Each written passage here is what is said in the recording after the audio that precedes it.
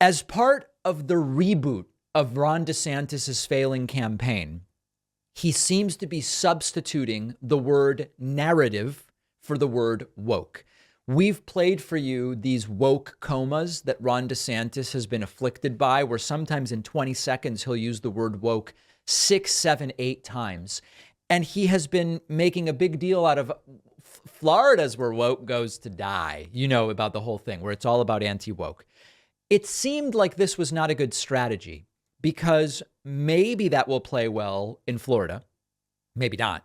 But at a national level, the country is on the woke side. The country is on the so-called woke side with regard to should educational professionals or random parents decide what gets taught in class. Most of the country is on the side of the educational professionals. When there's the question of what should we be doing to foster inclusivity and respect and equal status, a level playing field for trans people when it comes to discrimination and scapegoating, et cetera, the majority of the country is on the so-called woke side. So for a while, I've been telling you, it just doesn't seem as though this anti-woke platform is going to win it for DeSantis. And of course, when you look at the polling, it's not winning for DeSantis as DeSantis continues to decline. And again, I've shown you these numbers before. Polling peaking above 31% in early January. Then we saw DeSantis's announcement and Trump's indictment and another Trump indictment. And it's all been very bad for Ron DeSantis. Donors are bailing. Everybody's bailing. DeSantis now down to about 18%, losing about 40% support. So that gets us again to clips from this DeSantis interview with Outkick. This is part of the DeSantis reboot. And in this segment, this is a nice little compilation from Ron Filipkowski. DeSantis no longer using the term woke, but instead it's narrative. Responded to a fake narrative. That's right. A false narrative. Right. And it parroted, create a narrative. Sometime about Jordan again, they're creating a narrative. But you actually now are in an era of narrative journalism. So it's all about what narrative they can spin. Sure. They want their narratives. This does not fit their narrative because they want to focus. So their narrative is to try to ding me. And in terms of their narratives, I mean, I've been the #1 target, departure from the narrative as well. And I got attacked for doing that at the time. So their narratives on. There you go. So narrative is the new one. I don't know if the idea is we'll talk about a left-wing liberal narrative rather than woke, and it's basically meaning the same thing. You never know whether this is something DeSantis came up with on his own. You don't know if it's some of these he fired 1/3 of his staff 2 days ago. Maybe he got rid of the 1/3 that was saying, keep talking about woke, and instead let's refresh the messaging by talking about a narrative. None of this stuff is landing, but we know what the strategy is. It's very clear. The strategy is let's wait around for Trump to fail, and I'll try to suck up to his supporters and see if they will support me. Here is DeSantis citing Ford pardoning Nixon to suggest he will pardon Trump if he ends up in that position. Take a listen. Election even happens, that you would look at that. I think you said on our show before, you'd look at pardoning all the January 6th. Well, my view, I mean, with respect to do we really think it's good for the country to have an almost 80-year-old former president in prison? Like, is that going to be good for us to come together? Yeah. And that's the thing. It's like, there's divisions in this society, but there is some opportunity, I think, to come together on some things. But it's like when all this is going on, that makes it very difficult. So, I look back at like Nixon pardoning Ford. He took a lot of heat for it, but I think it was the right decision to just move the country beyond that. And, they could have tried to got a pound of flesh out of Nixon. And it wasn't that Nixon was above the law. It was just weighing how does that, provide fissures to society, for this. But it's a type of thing where, in terms of ending weaponization, I think, wielding pardon power is definitely part of it. So listen, the comparison to Ford Nixon is not a great comparison. It's really quite specious.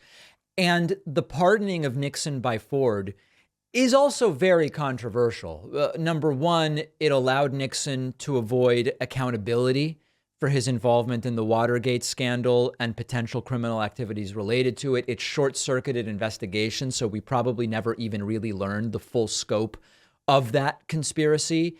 It certainly eroded trust in the government. When people see, well, if a it's a sign that you really are above the law in certain positions, because you are able to get out of that accountability because of cronyistic, Republican pardoning Republican, whatever the case may be. You're undermining a legal process because when Ford pardoned Nixon before criminal charges were even filed, Ford's actions completely undermine the investigative and judicial process because they're saying, listen, he's immune. Okay, just don't even bother. Don't even bother. And then there can be political fallout. I don't know what the political fallout would be of DeSantis pardoning Trump in this situation. There are arguments that some have made in favor of Ford pardoning Nixon, and they mostly are different than the circumstances today. So even if you look at the reasons why folks thought it was good for Ford to pardon Nixon, one was national healing. We need a pardon, it was argued by Ford, to promote healing, to move away and beyond the Watergate scandal, which divided the nation. The Watergate scandal was not a fundamental attack on democracy the way that all of the things Trump is accused and suspected of doing has been. It wasn't good. We're not defending the Watergate scandal, but it's a different type of thing. We would get healing this time by Trump being held accountable. So the situation is dramatically different.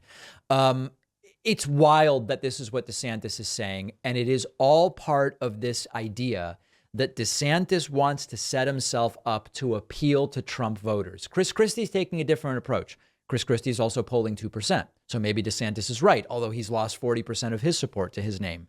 But DeSantis's approach is different, and whether it will get him the nomination, if and only if Trump fails on his own, remains to be seen. But the reboot, no longer woke, now it's narrative. And yes, I would pardon Donald Trump. It doesn't exactly have strength written all over it.